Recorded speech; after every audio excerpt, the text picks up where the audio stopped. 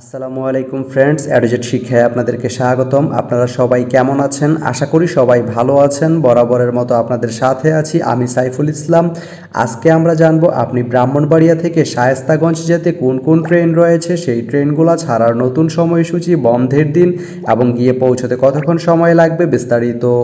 তো আমি যদি আপনাদেরকে ট্রেনের সময়সূচিগুলো বলে দেই, আপনি ব্রাহ্মণবাড়িয়া থেকে শায়েস্তাগঞ্জ যেতে প্রথমেই যে ট্রেনটি রয়েছে সেটি হচ্ছে সুরমা ট্রেনটি ব্রাহ্মণবাড়িয়া থেকে ছাড়বে রাত 1টা 50 মিনিটে এবং এটি শায়েস্তাগঞ্জ গিয়ে পৌঁছবে ভোর 4টা 40 মিনিটে। এই ট্রেনটির কোনো অফডে নেই।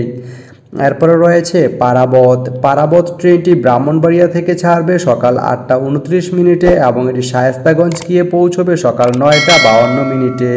সোমবারের দিন এই ট্রেনটি বন্ধ থাকে।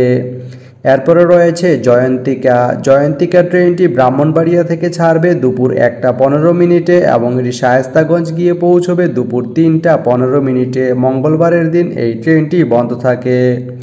এরপরে রয়েছে কালনী ট্রেনটি ব্রাহ্মণবাড়িয়া থেকে ছাড়বে বিকাল 4টা 49 মিনিটে এবং এটি শায়েস্তাগঞ্জ গিয়ে পৌঁছবে সন্ধ্যা 6টা 12 মিনিটে। শুক্রবারের দিন এই ট্রেনটি বন্ধ থাকে। তো আপনি ব্রাহ্মণবাড়িয়া থেকে শায়েস্তাগঞ্জ যেতে এই 4টি ট্রেনের যে কোনো একটি ট্রেন ব্যবহার করতে পারেন। তো ভিডিওটি কেমন লাগলো অবশ্যই কমেন্ট করে জানাবেন। আর ভিডিওটি যদি ভালো লেগে থাকে বা আপনার কোনো উপকারে এসে থাকে তাহলে ভিডিওতে একটা লাইক করে দিবেন, কারণ আপনার একটা লাইক আমাকে অনেক ইন্সপায়ার করে নতুন নতুন আরও ভিডিও বানাতে।